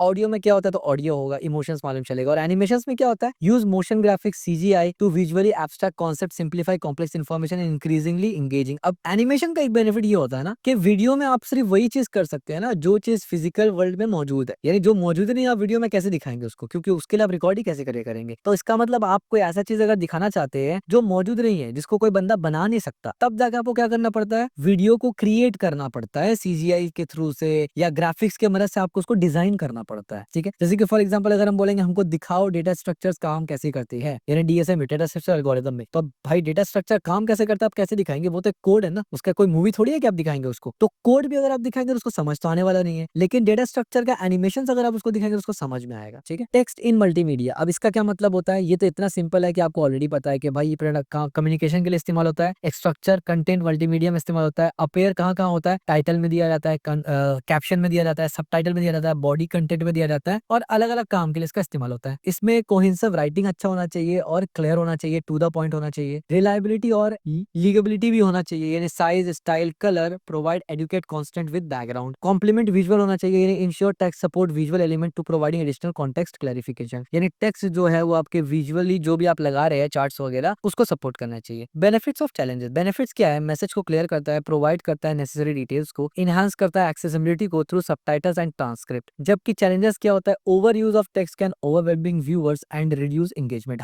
हद से ज्यादा टेक्स्ट भर देने से भी प्रॉब्लम होता है, ठीक है। बहुत किसी को आप देखेंगे इंस्टाग्राम पे कैप्शन भी लंबा लंबा मार देते हैं तो वो मजा नहीं आता। फिर audio in multimedia, audio in multimedia में ऑडियो किस चीज को रिफर करता है भाई, साउंड एलिमेंट होता है जो आपके कान में जाता है और आपको समझ में आता है, जैसे कि वॉइस ओवर हो गया, जैसे कि इस वीडियो में आप देख रहे हैं कि मैं आपको विजुअली कुछ दिखा रहा हूँ और पढ़ा भी रहा हूँ, दोनों आपस में सिंक हो रहा है तो आपके जहन में कुछ जा रहा है, तो इसको बोलते हैं वॉइस ओवर। साउंड इफेक्ट, जैसे आप सुनते हैं बीप का साउंड और दूसरा साउंड वूश का साउंड सुनते हैं जैसे आप। म्यूजिक हो गया जो कि आपको पता है क्या होता है। Audio enhance the overall experience by adding an auditory layer to the message, यानी मैसेज के ऊपर एक ऊपर का लेयर चला देते हैं तो और ज्यादा एंगेजमेंट वगैरह बढ़ जाता है। इसका की स्ट्रेटेजी क्या होता है, voice over and narrations, use a clear well paced voice to guide viewers through contact and make complex information more digestible. बिल्कुल वैसे ही जैसे पूरा का पूरा ये सब्जेक्ट प्रोफेशनल कम्युनिकेशन को मैं आपको हजम करवाने के लिए यहाँ पर क्रैश कोर्सेज रिकॉर्ड कर रहा हूँ, लेकिन आप लाइक सब्सक्राइब शेयर कुछ भी नहीं करते। Music and sound effects, incorporate audio element to set the tone, evoke emotions and create more impressive experience. अब आप देख रहे होंगे आजकल के टाइम पे जो मीम्स बनाते हैं वो इसका खूब इस्तेमाल करते हैं, भर भर के साउंड इफेक्ट और म्यूजिक का इस्तेमाल करते हैं अलग वीडियो का, जिससे इंगेजमेंट वीडियो वो बनाते हैं, ठीक है। ऑडियो क्लैरिटी एंड क्वालिटी, ये भी काफी इंपॉर्टेंट हो जाता है, जैसे आपको मेरा आवाज अभी आ रहा है, क्लीन ऑडियो आ रहा है, आपको मेरा आवाज समझ में भी आ रहा है, ऐसा नहीं है कि मैं 10 फीट दूर बैठा हूँ और आपको आवाज ही लग रहा है भाई क्या बोल रहा है समझ ही भी नहीं आ रहा है। तो क्लैरिटी होना चाहिए और क्वालिटी भी होना चाहिए, दोनों होना चाहिए। Ensure high quality audio to maintain audience engagement and avoid distraction from the message. अब जाहिर सी बात है आजू बाजू कोई कुछ बोल रहा है अगर और मैं भी बोल रहा हूँ तो आपको नहीं समझ में आएगा, आप एंगेज नहीं कर पाएंगे। अगर प्रॉपर मेरा वॉइस आएगा, लाउड वॉइस होगा, क्लीन वॉइस, लाउड वॉइस का मतलब ये भी नहीं कि एकदम कान फटने वाला, बट क्लीन वॉइस होगा, अंडरस्टैंडेबल होगा, तो एंगेजमेंट इससे ऑटोमेटिकली बढ़ जाता है। Audio element particularly music and sound effect can evoke emotions and strengthen the communication, the connection between message and the audience, making communication more memorable. अब ये चीज आप मीम में देख सकते हैं ना, मीम में आप बेसिकली कुछ भी लिख कर नहीं बताते, मीम में आप कोई भी चीज एक्सप्लेन नहीं करते, लेकिन विजुअल मीडिया से लोग समझ जाते हैं कि आप क्या कहना चाह रहे हैं, ठीक है। तो ये बेसिक एग्जांपल हो गया कि किस तरीके से विजुअल मीडिया अंडरस्टैंडिंग में काम में आता है। वीडियो इन मल्टीमीडिया, अब वीडियो का क्या है, अगर वीडियो के बारे में बात करें तो वीडियो एक डायनामिक मल्टीमीडिया एलिमेंट है जो कि कंबाइन करता है मूविंग इमेजेस, क्योंकि वहां पर इमेजेस मूव करता है ना, इमेज से ही तो वीडियो बनता है फ्रेम्स के बेसिस पे, और साउंड कन्वे किया जाता है इन्फॉर्मेशन में, यानी इमेज में साउंड नहीं होता, इमेज मूव नहीं होता, साउंड में इमेज नहीं होता तो मूव क्या होगा, वीडियो में इमेज भी होता है, साउंड भी होता है, इमेज मूव भी होता है, ठीक है, सब कुछ हो रहा है। It is one of the most engaging form of media, ये सबसे ज्यादा एंगेजिंग फॉर्म है मीडिया का, offering a powerful stay to tell story, demonstrate concept and connect with audience on an emotional level. Key strategies, clear structure होना चाहिए, यानी एक clear beginning होना चाहिए, एक मिडिल होना चाहिए और एक एंड होना चाहिए। हाई क्वालिटी प्रोडक्शन होना चाहिए, यानी ऑडियो और वीडियो का क्वालिटी प्रोफेशनल होना चाहिए और हाई होना चाहिए। Brevity and focus, key focus on concise and focus on a key element to retain viewer interest, ठीक है। बेनिफिट्स और चैलेंजेस क्या है, हाई एंगेजमेंट होता है, इसका बेनिफिट ये है, मल्टी सेंसर एक्सपीरियंस इसमें मिलता है आपको। इसी तरीके से इफेक्टिव एक्सप्लेनेशन, कॉम्प्लेक्स टॉपिक को आप इजीली एक्सप्लेन कर सकते हो। और चैलेंजेस क्या होता है, रिसोर्स इंटेंसिव है, production requirement significant time, equipment and expertise, यानी खर्चा भी पड़ेगा, कॉस्ट भी पड़ेगा, टाइम भी पड़ेगा, और इसके लिए आपका प्री रिक्विजिट्स भी है, आपको इक्विपमेंट लेना पड़ता है, टाइम कंज्यूमिंग है, बहुत सारा चीजें, ठीक है। Animation in media bring concept to life, क्या मतलब, एनिमेशन रिफर करता है इस चीज को कि आप मोशन ग्राफिक्स का इस्तेमाल करते हैं कंप्यूटर जनरेटेड इमेजिनरी सीजीआई से, यानी सीजीआई का फुल फॉर्म आ गया यहाँ पर, computer generated imaginary, to create illustration of movement, जिससे आप मूवमेंट क्रिएट करते हैं। एनिमेशन जो है वो रेंज कर सकते हैं, यानी बन सकते हैं 2D मोशन से 3D कॉम्प्लेक्स एनिमेशन तक, different versatile way to explain abstract concept, visual data और टेलिंग स्टोरी, ठीक है, ये सब काम हो सकता है। की स्ट्रेटेजी क्या होता है, सिंप्लीफिकेशन ऑफ कॉम्प्लेक्स कॉन्सेप्ट, बहुत ज्यादा कॉम्प्लेक्स चीज को आप इजिली ब्रेक डाउन कर सकते हैं। कंसिस्टेंसी रखना एनिमेशन स्टाइल में, maintain consistent animation through avoid confusion in the audience, यानी एक तरीके का एनिमेशन रखना सही है। Motion graphics emphasize, use animated text और icons to highlight important point to create dynamic transitions, ठीक है। Animation is ideal for visual abstract और hypothetical concept that are difficult to depict with real world footage, जैसे मैंने अभी बताया थोड़ी देर पहले, making it powerful tool for education and explanation, यानी रियल वर्ल्ड फुटेज में जो चीज आप नहीं कर सकते वो एनिमेशन में भी कर सकते हैं। Integrating visual media and multimedia element, अब हम लोग विजुअल मीडिया और मल्टीमीडिया एलिमेंट दोनों को मिला रहे हैं आपस में। इंटीग्रेट करेंगे जब दोनों को, विजुअल मीडिया और मल्टीमीडिया यानी विजुअल और मल्टीमीडिया एलिमेंट को, तो इससे क्या होगा, एक पावरफुल तरीका होगा जिससे कम्युनिकेशन को एनहांस किया जाता है। कैप्चर करेंगे ऑडियंस का, कर सकते हैं ऑडियंस का अटेंशन को और इन्फॉर्मेशन को और ज्यादा एक्सेसिबल बना सकते हैं। By combining these design, videos, animations and infographics, presentation become more dynamic and engaging. अब इंटीग्रेशन एरिया में 3 इंपॉर्टेंट पॉइंट्स हैं, एक है स्लाइड डिजाइन, एक है वीडियो एंड एनिमेशन, एक है इंफोग्राफ। स्लाइड डिजाइन में क्या पढ़ते हैं हम लोग, डिटेल में पढ़ेंगे, इसमें तीनों को डिटेल में पढ़ते हैं पहले। Effective integration of visual media element can transform a simple slide deck into a compelling story telling tool, helping presenters convey their message with clarity and impact, यानी इसका हर एतबार से बेनिफिट्स होता है कॉम्प्लेक्स चीज को सिंपल बनाने में। अब स्लाइड डिजाइन में क्या आता है, क्रिएटिंग इफेक्टिव प्रेजेंटेशन, जैसे हमने ये प्रेजेंटेशन बनाया। Slide design refer to the layout, format and visual representation. Information on the slide is like a software, PowerPoint, Google slides. इसी तरीके से well design slides are visually appealing and support speakers message without overwhelming the audience with excessive text और images. अब यहाँ पर slide design का मकसद क्या होता है कि आप एक फॉर्मेट बनाए, एक स्ट्रक्चर बनाए, जहां पर आप, जिसके पावर पॉइंट और गूगल स्लाइड्स में होता है, पर हमने HTML बना लिया क्योंकि हमारा स्लाइड्स कॉम्प्रिहेंसिव है बहुत ज्यादा, तो इस वजह से यहाँ पर बेस्ट रहेगा, ठीक है। क्योंकि हम लोग जाहिर सी बात है पूरा का पूरा बुक कवर कर रहे हैं या पूरा का पूरा एक सब्जेक्ट कवर कर रहे हैं, जो कि मतलब कोई प्रेजेंटेशन से काफी 10 गुना बड़ा होता है, ठीक है, जिससे स्पीकर को, यानी जिससे जो लिस्टर है उसको अच्छे से समझना है। अब इसका कुछ की स्ट्रेटेजी क्या है, minimal text, follow 6x6 rule, for more than 6 line text, no more than 6 line. अब यहाँ पर क्या है कि 6x6 रूल फॉलो करें, यानी जब आप प्रेजेंटेशन वगैरह करते हैं ना, तो वहां पर टाइम लिमिटेशन होता है। Tutorial is something different, presentation is something different. तो प्रेजेंटेशन में आपको टेक्स्ट कम से कम रखना है, कॉन्साइज रखना है, इस पे हमने ऑलरेडी डिस्कस किया हुआ है पहले के क्रैश कोर्सेज में। हाई क्वालिटी विजुअल्स, विजुअल्स आपका हाई क्वालिटी होना चाहिए। जैसे आप देखिए मेरे यहाँ पर किस तरीके से अट्रैक्टिव वाला एक पार्ट यहाँ पर पूरा खत्म हो रहा है, फिर एक पार्ट इस बॉक्स के अंदर खत्म हो रहा है, तीसरा पार्ट इस बॉक्स के अंदर खत्म हो रहा है, ठीक है। इसी तरीके से इस बॉक्स के अंदर एक हेडिंग है, एक छोटा सा कैप्शन है, फिर एक लाइन डाल दिया यहाँ पर हमने, फिर यहाँ पर कुछ पॉइंट है, और फिर यहाँ पर बुलेट्स पॉइंट है, और फिर यहाँ पर उसका कंक्लूजन है। तो ये होता है स्ट्रक्चर वे, प्रोफेशनल वे में एक्सप्लेन करना प्रेजेंटेशन को। कंसिस्टेंट डिजाइन, डिजाइन कंसिस्टेंट होना चाहिए। आप देख सकते हैं प्रीवियस जितना भी आपको नोट्स सब फ्री में वैसे अवेलेबल आपको गेटअप में मैं दे दूंगा, तो आप उसको चेक करेंगे तो आपको सब कुछ सेम मिलेगा। Maintain consistency across slides by using the same colour schema, fonts and design elements. Use of templates, templates का इस्तेमाल कर सकते हैं आप, pre design templates for cohesive structure, saving time benefits. जाहिर सी बात है, अब मैं जैसा कि पूरा का पूरा कोर्स इसमें बनाता हूँ, तो मैं खुद से डिजाइन कर लेता हूँ ये, लेकिन आप अगर छोटा मोटा प्रेजेंटेशन बना रहे हो और रेगुलर यूज आपका नहीं है, तो फिर आपको उतना डिजाइनिंग में फोकस करने की जरूरत नहीं, क्योंकि इट टेक्स टाइम, थोड़ा सा टाइम लगता है, एक्सपीरियंस वगैरह होना चाहिए, तब जाके आप अच्छा डिजाइन कर सकते हैं। तो आपको टाइम वेस्ट करने की जरूरत नहीं है, प्री प्लान्ड या जो टेम्पलेट्स वगैरह होते हैं उसको इस्तेमाल करके आप फायदा उठा सकते हैं। A common mistake in slide design, adding too much content which can confuse और overwhelming the audience. It essential to strike a balance between providing enough information and keeping the design simple। अब देखिए यहाँ पर 2 important point है जो आपको समझना जरूरी है। पहला पॉइंट तो ये है कि जब आप प्रेजेंटेशन दे रहे होते हैं या जब आप कुछ ऐसा बात बता रहे होते हैं कि जो कॉम्प्रिहेंसिव है नहीं, वहां पर आपको उसको छोटा रखना होता है। लेकिन कहीं पर अगर आपको पता है कि भाई इस चीज को कॉम्प्रिहेंसिव होना चाहिए, तो फिर वहां पर आप उसको डिटेल लिखते हैं। जैसे कि अब सब्जेक्ट है, मुझे पूरा का पूरा सब्जेक्ट कवर करना है, वो तकरीबन 20 घंटे में कवर हो रहा है, तो जाहिर सी बात है 20 घंटे में कवर हो रहा है, अगर मैं छोटा छोटा स्लाइड बनाऊं तो 200 स्लाइड्स बन जाएगा। सो ये बल्कि ओवरवेलमिंग हो जाएगा यूजर के लिए भी और मेरे लिए भी कि 200 स्लाइड्स में कहाँ नोट ढूंढेंगे भाई। लेकिन अभी अगर मैं थोड़ा बड़ा स्लाइड बनाता हूँ ना, तो 15 से 20 स्लाइड के अंदर पूरा 20 घंटा कवर हो जाएगा, क्योंकि हम लोग एक बड़ा बड़ा टॉपिक को कवर करके चल रहे, ठीक है। तो ये जो रूल्स है ये सब्जेक्टिव है, इसको ध्यान में जरूर रखना, अदरवाइज मैं खुद इसको छोटा ना बनाता, ठीक है। लेकिन क्योंकि ये प्रोफेशनल कम्युनिकेशन चल रहा है ना, तो प्रोफेशनल कम्युनिकेशन में आपको इन्फॉर्मेशन बहुत लिमिटेड होता है, तो उस वक्त आपको ये रूल अप्लाई करना है। Using video and animation, adding dynamic element presentation. Video और एनिमेशन जब आप डालते हैं, डायनेमिक एलिमेंट्स वगैरह को अपने प्रेजेंटेशन में, इससे कॉम्प्लेक्स कॉन्सेप्ट को डेमोस्ट्रेट किया जा सकता है इजी तरीके से, इमोशनल अपील डाला जा सकता है इससे, और यूजर को इजिली समझ में आता है। शॉर्ट एंड रेलिवेंट वीडियो आप डाल सकते हैं, यानी छोटा मोटा फोकस्ड वीडियो डायरेक्टली जो आपके प्रेजेंटेशन से रिलेटेड है वो डाल सकते हैं आप। एनिमेशन फॉर ट्रांजिशन इफेक्ट, यानी सिंपल एनिमेशन डाल डाल सकते हैं जिससे एक हाईलाइट पॉइंट बने, ना कि एकदम उड़ रहा है कुछ यहाँ से वहां चल रहा है, वैसे नहीं डालना। Seamless integration ensure video animation are smooth integrated without technical glitch, यानी अगर एनिमेशन डाल रहे हैं तो स्मूथ डालिए, अदरवाइज ना ही डालिए तो अच्छा है। फॉर एग्जाम्पल हमारे केस में यहाँ पर अगर आप देखेंगे एनिमेशन, ऊपर में आप देखिए यहाँ पर ये ब्लू लाइन आपको दिख रहा है, वो कमता रहेगा, एज यू कैन सी ये कम रहा है, नीचे करूंगा तो ये बढ़ रहा है, ठीक है। इसी तरीके से अगर मैं यहाँ पर ऊपर क्लिक करूंगा तो आप देखिए कितना स्मूथली ऊपर एनिमेट हो गया, इसको क्लिक करूंगा तो नीचे एनिमेट हो गया, ठीक है। और ये ऊपर वाला आप देखिए उसी के साथ साथ उसको फॉलो कर रहा है, ठीक है। तो ये होता है प्रोफेशनल तरीका एनिमेशन वगैरह को इस्तेमाल करने का। बट मैं था कहाँ पर, मुझे भी यहाँ पर आना पड़ेगा। हम लोग यहाँ पर थे, ठीक है, बल्कि हम लोग यहाँ पर थे, ठीक है, ये नहीं, बल्कि हम लोग यहाँ भी नहीं थे, हम लोग तो और आगे थे, हम लोग यहाँ पर थे यूजिंग एनिमेशन, ठीक है, यहाँ पर थे हम लोग। Benefits and challenges. बेनिफिट क्या होता है, इनहेंस करता है एंगेजमेंट को, क्लैरिटी को और कॉन्सेप्ट एक्सप्लेनेशन को, इसी तरीके से इंप्रूव करता है रिटेंशन और इन्फॉर्मेशन को। और चैलेंजेस क्या होता है, potential technical issue during presentation and need to proper testing before on it. मतलब ये कोई टेक्निकल इशू है नहीं, एक बार बना लिया आपने तो थोड़ी कुछ प्रॉब्लम होगा उसमें। एक बार मैंने स्लाइड्स बना लिया तो अब भाई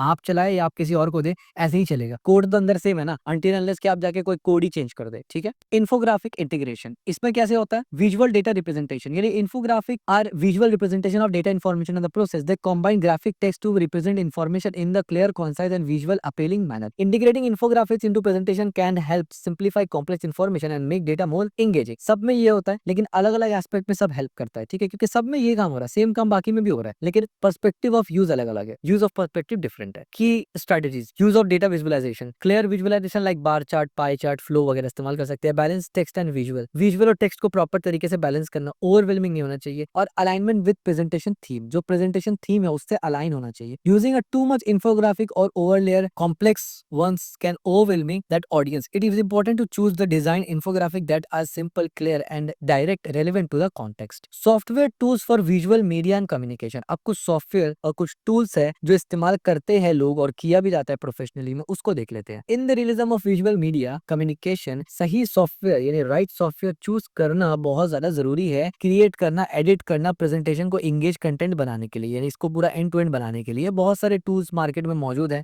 अलग अलग काम के लिए, विजुअल कम्युनिकेशन के लिए आते हैं ये, ग्राफिक डिजाइन से लेके वीडियो एडिटिंग तक और प्रेजेंटेशन डेवलपमेंट तक। कैटेगरी होता है कुछ कुछ, for example graphic designing tool होता है जिसमें आप क्या करते हैं, कंटेंट, इमेज, इन्फोग्राफिक्स और लेआउट को डिजाइन करते हैं। वीडियो एडिटिंग टूल में आप क्या करते हैं, एडिट करते हैं video content, visual, audio element को। और प्रेजेंटेशन टूल में आप क्या करते हैं, स्लाइड्स वगैरह को बनाते हैं, ठीक है। The section of appropriate software tool plays a critical role in enhancing the effectiveness of presentation and content creation. By leveraging this tool professional can make create impactful visual compiling communications, ठीक है। तो ये कुछ tools अलग अलग इस्तेमाल होते हैं अलग अलग काम के लिए, जिससे काम को आसान किया जाता है। जैसे कि इसमें से बहुत सारा टूल्स आप लोग जानते होंगे। ग्राफिक डिजाइनिंग का बहुत सारा टूल है, तो ग्राफिक डिजाइनिंग के टूल में क्या होता है कि user easily image, infographics, layout वगैरह को टेम्पलेट्स वगैरह के साथ डिजाइन एलिमेंट और कस्टमाइज इजीली कर सकता है।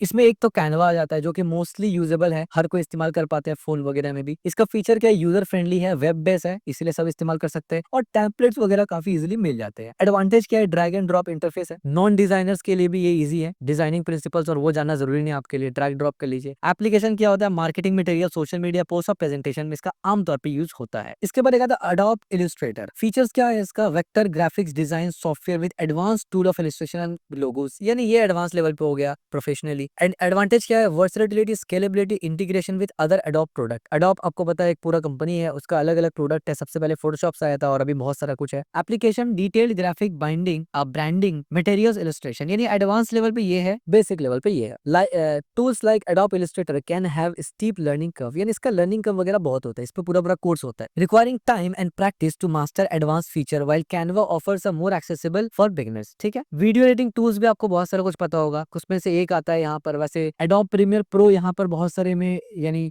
जब आप ये टॉपिक जब मैं रिसर्च कर रहा था तो most of the books, articles वगैरह में जब सॉफ्टवेयर और टूल को रिकमेंड किया गया था ना, तो वहां पर एडोब प्रीमियर प्रो को रिकमेंड किया गया था। मेरा ये दिल किया कि मैं इसको बदल के दाविंची रिजॉल्वर कर दूं, बट मैंने सोचा कि छोड़ो, हटाओ यार, अपना पर्सनल प्रेफरेंस को अलग रखना चाहिए और जो ज्यादातर मेजोरिटी लोग प्रेफर करते हैं उसको प्रेफर करना चाहिए, ठीक है। तो ये बेसिकली प्रीवियस क्रैश कोर्स में हमने पढ़ा था ना कि अपना बायसनेस को साइड रखना, तो मैं यहाँ पर बायस नहीं हुआ, मैं दाविंची को नहीं डाला, मैंने एडोब प्रीमियर प्रो को ही यहाँ पर डाला है, क्योंकि मोस्ट ऑफ द, क्योंकि दाविंची भी न्यू न्यू आया है। एडोब प्रीमियर प्रो अपना मार्केट में जगह बनाया हुआ इन कंपेयर टू दाविंची, ठीक है। तो video editing tool allow refer to create a video content, आपको पता है इसमें इंग्लिश में मैं क्या ही समझाऊं, वीडियो कट, ट्रिम, ये सब तो आपको मालूम ही ऑलरेडी। प्रीमियर प्रो के बारे में मैं क्या बताऊं भाई, आपको ऑलरेडी पता ही होगा कि प्रोफेशनल वीडियो एडिटिंग टूल है जो वेरियस किस्म का फॉर्मेट सपोर्ट करते हैं, multi camera editing, colour correction वगैरह, एडवांटेज या हाईली कस्टमाइजेबल है, integrate with other adobe product, filming production के लिए यानी मूवीज में इसका इस्तेमाल होता है, मार्केटिंग में इसका इस्तेमाल होता है, ऑनलाइन कंटेंट में इसका इस्तेमाल होता है। इसके बाद एक आता है final Cut pro. Final Cut pro क्या है, appeal professional video editing with magnetic timeline, advance colour gradients, advance colour gradients है। हालांकि मुझे ये नहीं समझ में आया फाइनल कट प्रो मतलब अब क्या है, बताओ आप कमेंट बता देना कि क्या यहाँ पर डाविंची नहीं होना चाहिए था एडोब के साथ कम से कम। एडवांटेज, इंट्यूटिव इंटरफेस इसका है, जाहिर सी बात है, optimize for Apple hardware, Apple hardware के लिए ऑप्टिमाइज्ड है और ये मोस्टली विंडोज में इस्तेमाल होता है। इसी तरीके से application, film, television, online production वगैरह सबके लिए। अच्छा, एक इंपॉर्टेंट बात है, अगर आप एप्पल सिस्टम में है ना तो फाइनल कट प्रो ही वन ऑफ द बेस्ट है, this is a true. Windows में अगर आप है तो फिर वो वेरी करता है, ठीक है। लेकिन एप्पल में फाइनल कट प्रो मतलब प्रोफेशनली जितने भी लोग काम करते हैं, मैंने किसी से सुना नहीं है ये कि वो एप्पल इस्तेमाल करे और फाइनल कट प्रो से ज्यादा कुछ और उनको पसंद आए। हाँ, उनको कोई और चीज पसंद आता है वो विंडोज में इस्तेमाल करते हैं एडोब वगैरह, लेकिन एप्पल में उनको फाइनल कट प्रो बेस्ट लगता है। Video editing software often requires significant hardware resource which can be barrier for user with less powerful device। जाहिर सी बात है क्योंकि फाइनल कट प्रो के लिए थोड़ा अच्छा डिवाइस चाहिए, बड़ा 4K वगैरह एडिटिंग करने के लिए, जो कि मैक स्पेसिफिक है, और दाविंची हो गया या एडोब वगैरह हो गया, ये इसके लिए भी आपको थोड़ा अच्छा डिवाइस चाहिए। प्रेजेंटेशन टूल्स क्या करते हैं ना यूजर के लिए, यानी यूजर को ये प्रोवाइड करता है कि आप क्रिएट कर सके इंगेजेबल प्रेजेंटेशन स्लाइड्स जिससे आप इंफॉर्मेशन कन्वे करें, जिसमें गूगल शीट्स वगैरह भी हो जाता है और माइक्रोसॉफ्ट पावर पॉइंट तो है ही इसमें फेमस, ठीक है। तो कुछ टूल यहाँ पर है जैसे कि प्रिजी। अब ये क्या टूल है, अगर मैं आपको यहाँ पर जस्ट गूगल पे सर्च करके देखो, क्योंकि बहुत से लोग जानते नहीं है ये टूल, इसलिए मैंने यहाँ पर लिखा है। तो आप देख सकते हैं ये यहाँ पर भी एआई वगैरह भी इंटीग्रेट किया हुआ है, तो और भी मजे ही मजे है, ठीक है। बाकी प्राइसिंग वगैरह भी आप देख सकते हैं, अगर कोई प्रोफेशनली काम करता है तो बेसिक वाले तो फ्री है, कोई क्रेडिट कार्ड की जरूरत नहीं है। यहाँ पर आप देखिए जनरेट ये वाला देगा आपको, इसी तरीके से ये मिलेगा 500 एआई क्रेडिट मिलता है आपको, फिर उसके बाद आपको लेना पड़ेगा और आपका कंटेंट पब्लिक होगा, ठीक है। मोस्ट पॉपुलर ये वाला मतलब ये प्रमोशन वीडियो तो है नहीं, मैं इसमें क्यों इतना डिटेल डिस्कस कर रहा हूँ, ठीक है। तो ये आप सॉफ्टवेयर देख सकते हैं यहाँ पर, ये इस्तेमाल किया जाता है प्रेजेंटेशन टूल में। फीचर क्या है, नॉन लीनियर जूमेबल है, ठीक है। इस तरीके से interactive presentation with template design, ये सब कुछ मतलब है, और इससे सिमिलर में भी यही सब कुछ दिया होता है, ठीक है। एडवांटेजेस क्या है, डायनेमिक प्रेजेंटेशन स्टाइल है, कोलैबोरेटिव एडिटिंग है, एप्लीकेशन क्या है, story telling, creative presentation, education और मार्केटिंग के लिए। माइक्रोसॉफ्ट पावर पॉइंट जो कि वाइडली यूज्ड प्रेजेंटेशन सॉफ्टवेयर है, टेम्पलेट डिजाइन और ऑप्शनल एंड एनिमेशन फीचर के साथ भी मिलता है। फेमिलियरिटी है, मोस्टली लोग क्योंकि इससे फेमिलियर है इसलिए वो दूसरा जगह स्विच नहीं करना चाहते। इंटीग्रेशन विद माइक्रोसॉफ्ट ऑफिस यानी माइक्रोसॉफ्ट भी एक बहुत बड़ा कंपनी है जिसका बहुत सा प्रोडक्ट है, तो आपस में इंटीग्रेशन हो सकता है। एक्सटेंसिव कस्टमाइजेशन है आपको, business, education, event, formal meetings वगैरह में ये इस्तेमाल होता है। Many users tend to rely heavily on pre design template, बहुत से यूजर्स को डिजाइन करना पसंद रहेंगे, और मेरा रिकमेंडेशन भी यही होता है कि अगर आपका डोमेन डिजाइन नहीं है तो उसमें टाइम वेस्ट ना करें, प्री डिफाइंड टेम्पलेट्स को इस्तेमाल करें, which can lead to unoriginal presentation if not customize effectively. अच्छा, एक और इंपॉर्टेंट बात है कि अगर आप प्री डिफाइंड टेम्पलेट इस्तेमाल कर रहे हैं प्रोफेशनली तो उसको कस्टमाइज करना जरूरी है, अदरवाइज वो कॉपीराइट मतलब कॉपीराइट इन द सेंस कि कॉपी पेस्ट के अंदर आ जाएगा, और कॉपी पेस्ट कुछ भी अच्छा नहीं होता,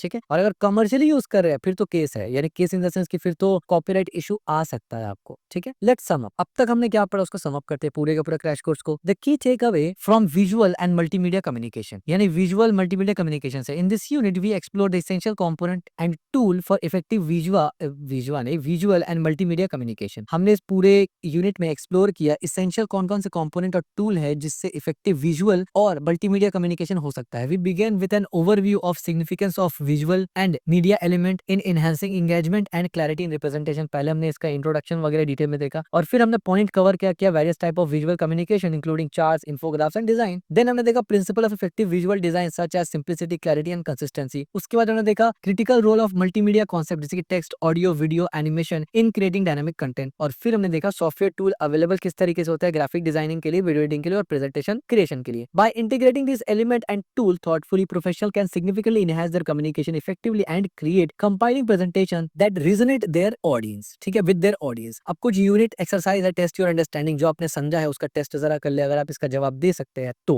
जो क्या है वो आप दे पाएंगे। Define the visual communication and explain its important in professional settings, ये आपको बताना है। List and describe 3 types of visual communication tool their and their application. What are the key principle of effective visual design, provide example for each principle. Discuss advantage and challenges of using multimedia component in presentation. Compare the content of two graphic design tool tool, highlight their unique feature and suitable application. Explain how video editing tool enhance multimedia communication. Provide an example, a scenario where a video editing would be beneficial. Describe the benefits of using presentation tools like Prezi and Microsoft Point that in what context might be more effective. Create a short outline for presentation on the topic of your choice, indicating where you would integrate visual and multimedia elements. These exercises will help you reinforcing your understanding on a visual multimedia communication principle and prepare you apply them in the professional context. So that's it for today's video. आज हम लोगों ने in detail ये समझा। इससे पहले हम लोगों ने क्या समझा था? मॉडर्न कम्युनिकेशन का जरिया। अब हम लोग मॉडर्न कम्युनिकेशन जरिया तो समझ चुके हैं, लेकिन अब मॉडर्न कम्युनिकेशन जरिया में हम लोग पुराना टाइप का कम्युनिकेशन नहीं करते कि रिटन और वर्बल इस्तेमाल नहीं, हम लोग उस रिटन और वर्बल को इनहेंस करते हैं जब हम लोग इस्तेमाल करते हैं मॉडर्न कम्युनिकेशन। तो वो इनहेंस करने का तरीका आज हमने समझा कि विजुअल और मल्टीमीडिया कम्युनिकेशन के थ्रू उसको इनहेंस करते हैं। अब आगे के जो 2-4 क्रैश कोर्स ही बाकी है ना, उसमें हम लोग एडवांस टेक्निक समझेंगे कि वर्बल कम्युनिकेशन का, टीम वर्क और मैनेजमेंट का और इथिकल कंसिडरेशन का कुछ बहुत ही एडवांस टेक्निक हम लोग समझेंगे। तो तब तक के लिए आप इस वीडियो को लाइक करें, चैनल को सब्सक्राइब करें और इस वीडियो को शेयर भी करिए।